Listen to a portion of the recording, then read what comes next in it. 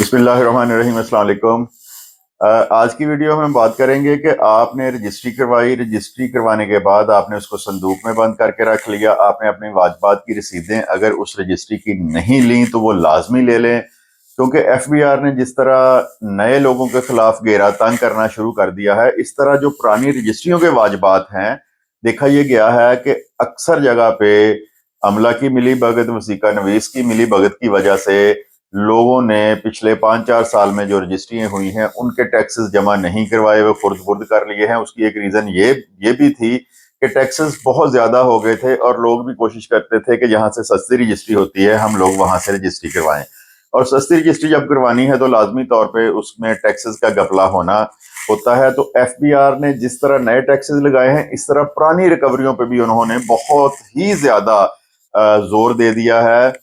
और ऑडिट जो पिछला जो मेरे नोटिस में बात आई है 2016 से 2020 तक का, अक्सर जगह पे लाहौर, फैसलाबाद में ऑडिट पैरे बन गए हैं, ऑडिट हो चुका है और वो पटवारियों को और अराजी रिकॉर्ड सेंटर को अरसाल हो चुके हैं।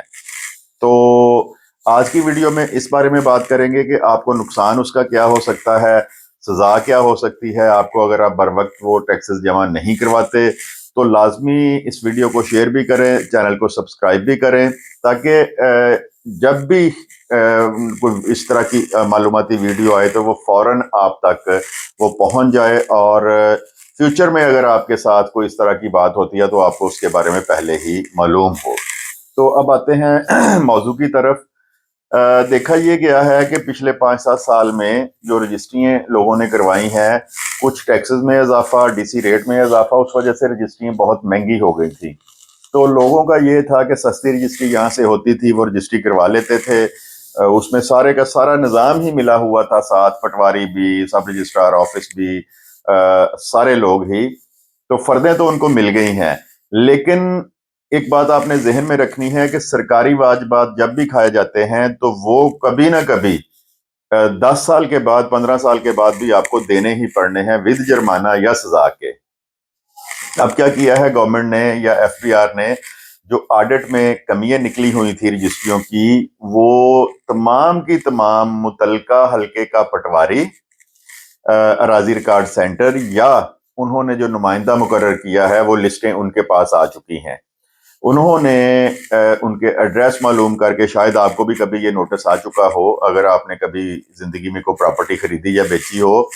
तो वो एक नुमाइंदा जाता है, उनको बताता है कि आपने फलां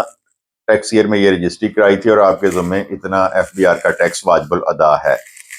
वो बंदा फिर जाता है अपने वकील के पास कि मैंने तो आपको पैसे दिए थे, अगर तो वकील जमा करवा देता है तो ठीक है, अदरवाइज वो टैक्सेस आपको जमा करवाने पड़ने हैं। शुरू में तो एक आध दफा बंदा आएगा, आपको नोटिस आएगा, अगर आप वो टैक्स जमा नहीं करवाते तो उसके नतीजे में आपको क्या भुगतना पड़ सकता है, वो मैं आपको बताता हूं कि गवर्नमेंट क्या क्या कुछ करने जा रही है।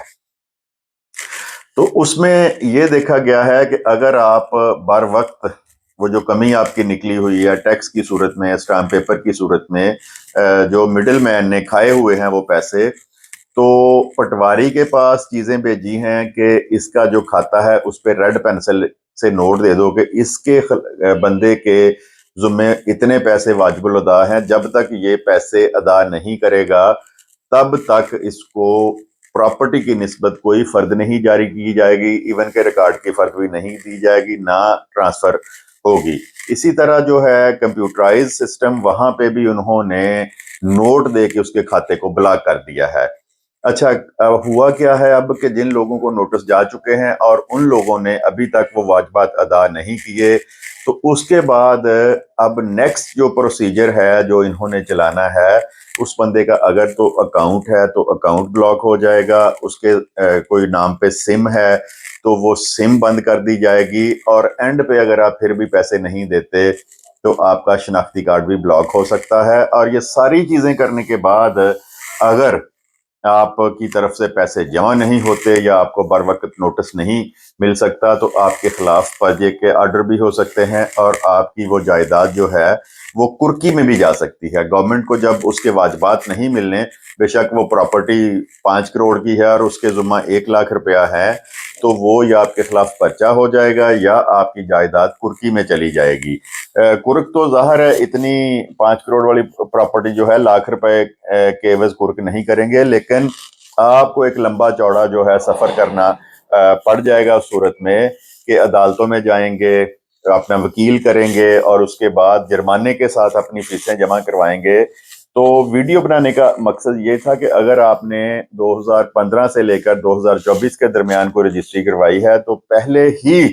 آپ اپنے جو آپ نے 15 16 17 18 میں جو ایف پی آر کا ٹیکس تھا وہ سی وی ٹی کے نام سے لیا جاتا تھا، اس کے بعد اس کو 236 سی بیچنے والے کا اور خریدار کو 236 کے کا نام دے دیا گیا۔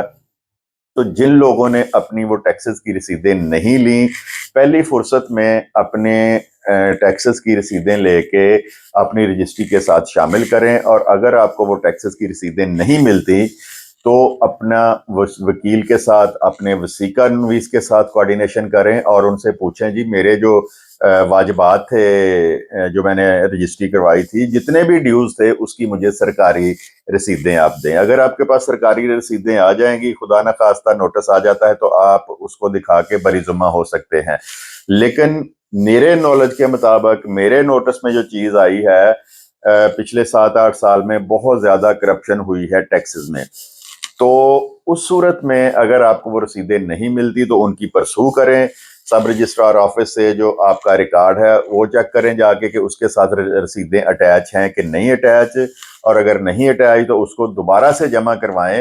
خدا نخواستہ جب نوٹس آپ کی طرف آئے گا تو آپ بتا سکتے ہیں جی میں نے یہ ٹیکس اپنے جمع کروا دیے ہیں۔ تو اس کو شیئر بھی کریں دوستوں کے ساتھ اس ویڈیو کو، اور چینل کو بھی سبسکرائب کریں۔ ویڈیو دیکھنے کے لیے آپ کا بہت بہت شکریہ۔ خدا حافظ۔